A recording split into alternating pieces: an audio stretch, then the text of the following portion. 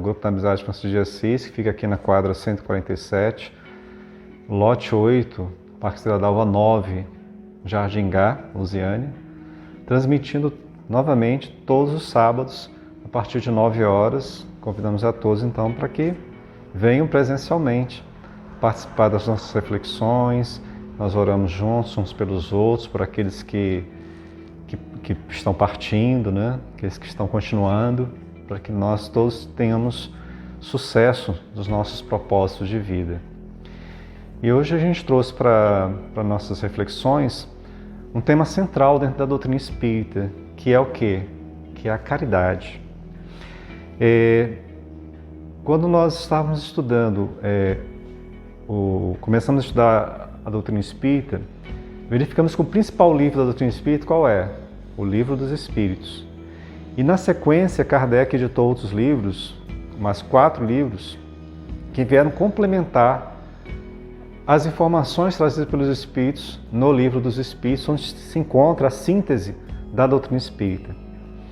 E na questão 625, há uma pergunta aos Espíritos que é feita no sentido de perguntar qual é o modelo de perfeição, o modelo a ser seguido como guia, como para que nós nos espelhássemos, para que tivéssemos condição de seguir como modelo para nossas vidas, para a nossa vida moral, né?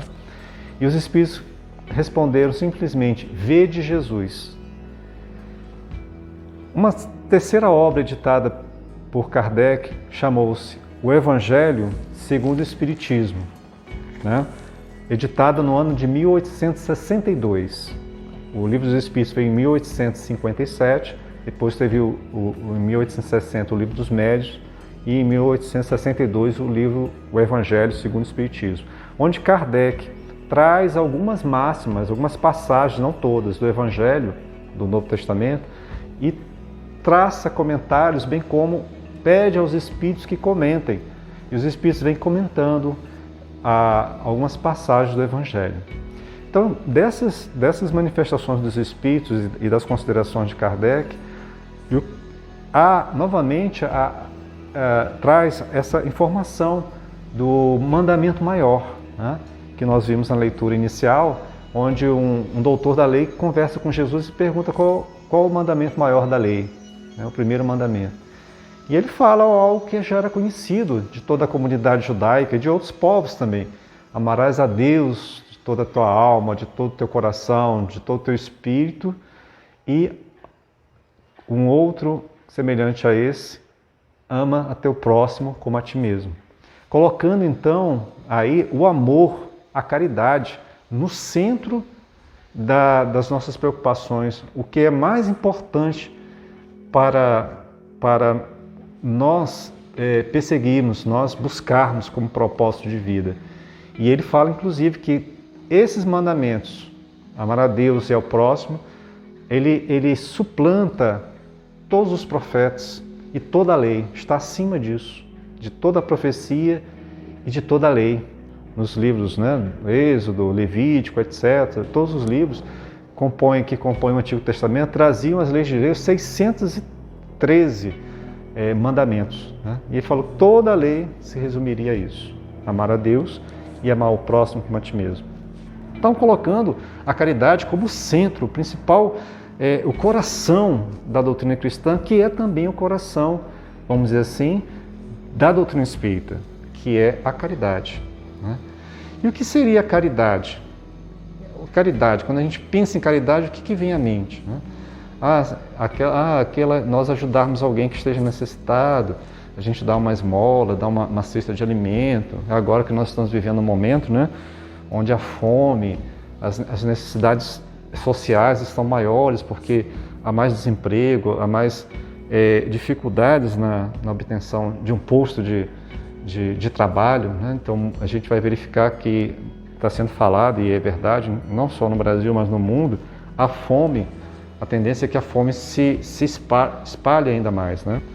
Então nós estamos passando por um momento onde a caridade, ela, material principalmente, de dar alguma coisa, de fornecer um alimento, fornecer recursos para que as pessoas se alimentem e atendam essas necessidades básicas é maior do que antes, há um ano, 2 anos atrás.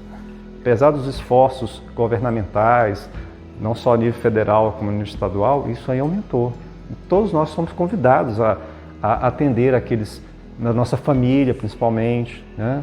Aqueles que têm um recurso maior, ajudar os familiares, começando daqueles que são mais próximos de nós e expandindo à medida do possível os recursos. Isso é caridade também, mas não só.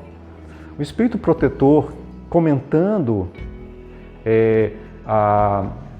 no capítulo 13 desta obra, Evangelho segundo o Espiritismo, sobre a questão da caridade, nos fala que ela pode ser de 3 modos. A caridade ela pode se fazer por 3 modos: por pensamentos, por palavras e por atos.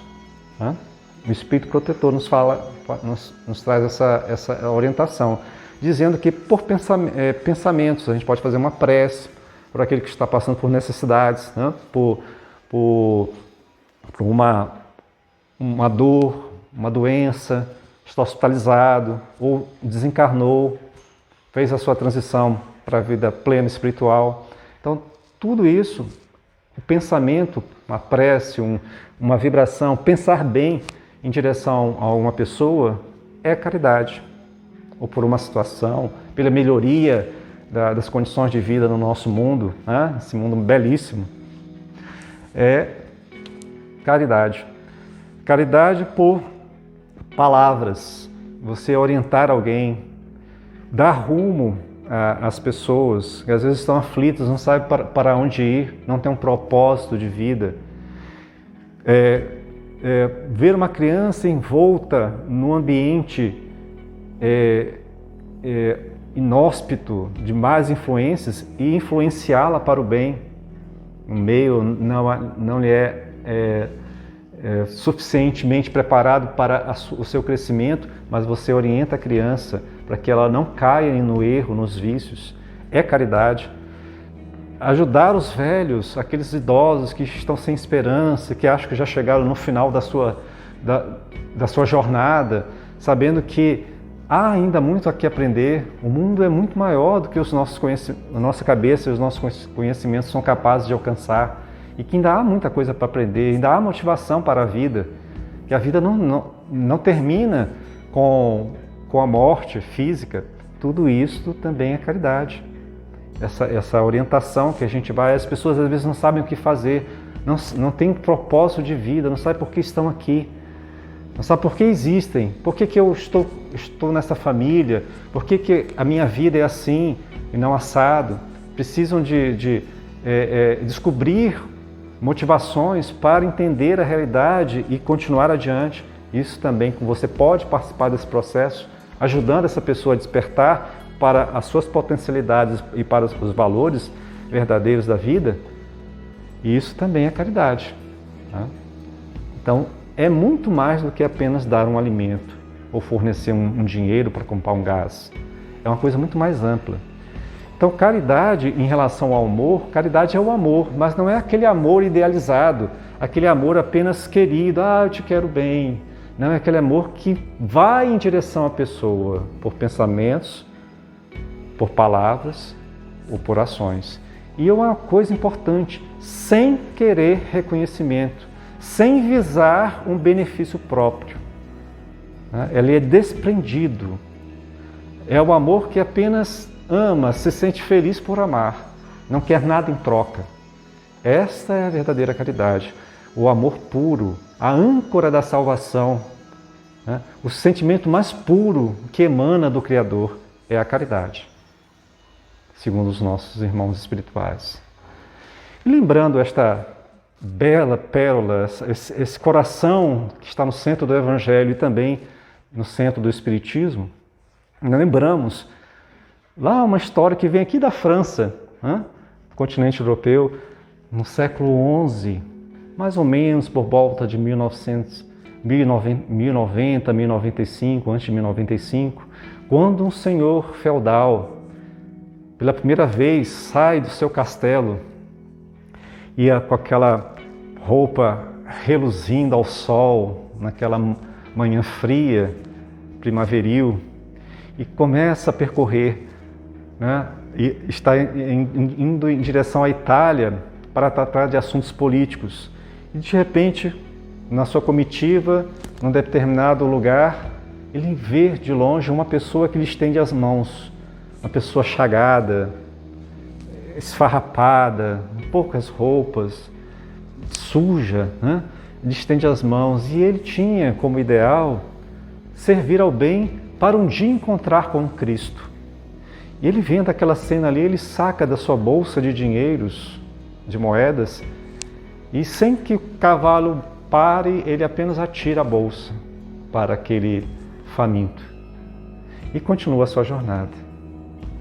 Passaram-se os tempos e ele novamente teve que sair do seu castelo para buscar uma outra localidade.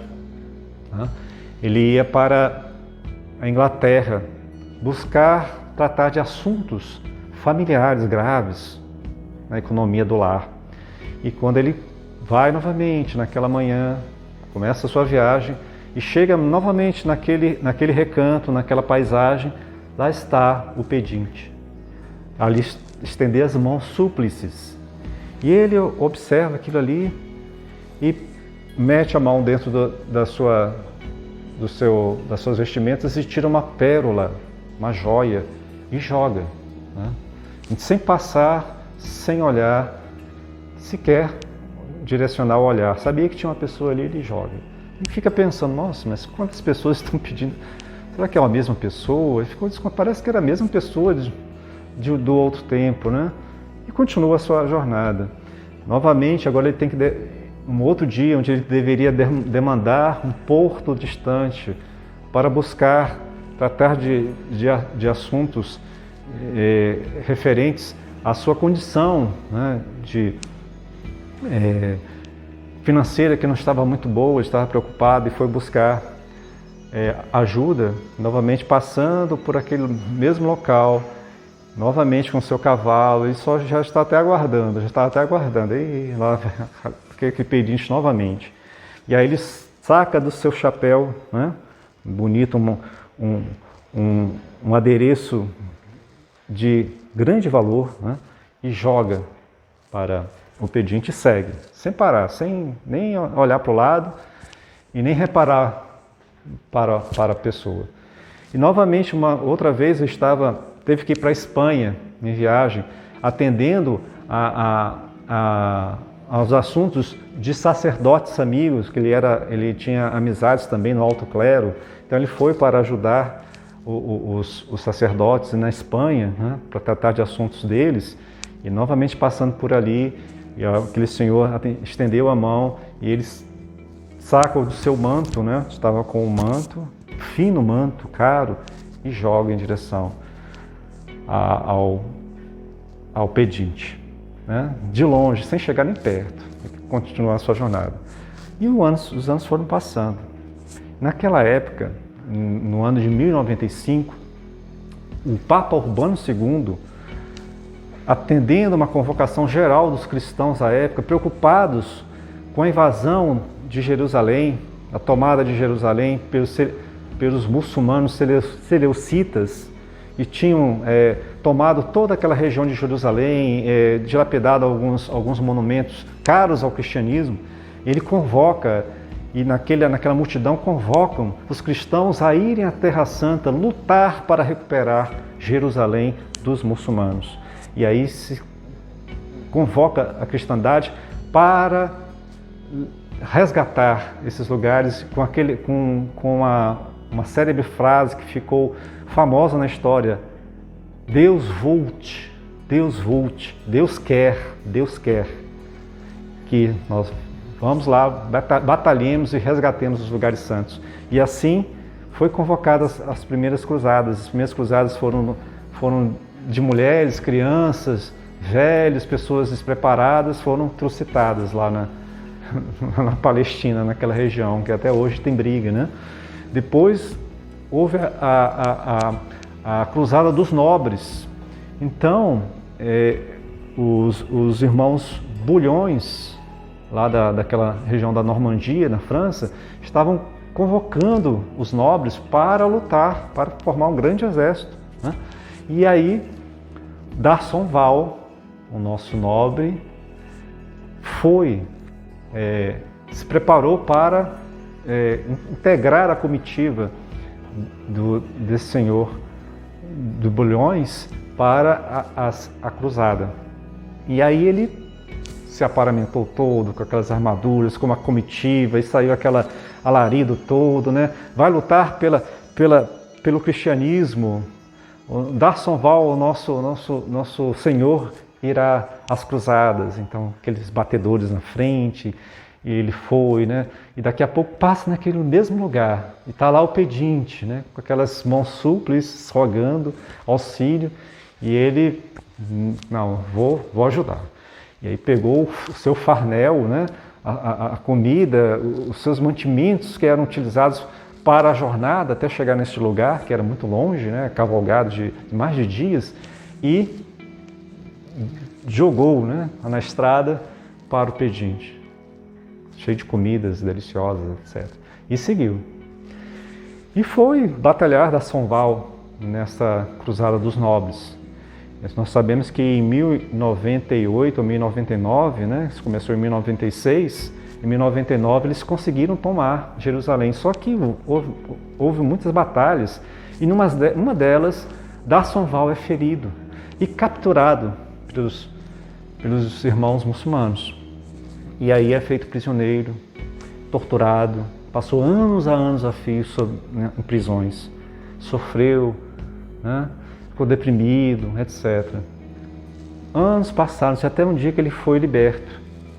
Ele foi liberto e sai da prisão e caminha muitos e muitos meses, com muitas dificuldades, até retornar à sua antiga morada, ao seu vilarejo, né? Aquele burgo. E quando ele chegou lá, quando ele foi verificar, a esposa que pensava, né, que ele já tinha morrido, havia se casado logo depois que soube da notícia errada, falsa, da sua morte, né? E ele batia a porta, e os filhos, vendo aquele vulto, aquele homem maltrapilho, de cabelos crescidos, barbas desgrenhadas, maltrapilho, soltou os cachorros, os cães, que aí foram e machucaram bastante ele. Saiu, foi tentar buscar apoio nos amigos que conhecia, ninguém achava que ele era um louco, né? E assim ele se sentiu o mais amargurado das pessoas. Não existia uma pessoa mais amargurada no mundo, não havia mais lugar para Darsonval naquele mundo. E aí ele foi caminhando pelos campos sem destino, quando ele vê alguém se aproximando e reconhece aquele pedinte que sempre estava no caminho dele, né? Na estrada, nos mesmos lugares. E ele reconhece o pedinte e aí coloca a mão no bolso, assim, nos farrapos, e aí ficou assim, não tem nada para dar. E agora? E aí aquela pessoa chega para ele, estende os braços para ele e lhe diz: Darsonval, meu filho, sou eu, Jesus. Eu te agradeço pelas joias, pelo dinheiro, pelo alimento, pelo agasalho. Muito obrigado. Mas eu estava o tempo todo com os braços estendidos, querendo receber o teu coração, meu irmão. E você foi para tão longe atrás de mim, e eu estava aqui sempre solícito, de braços abertos para receber o teu coração.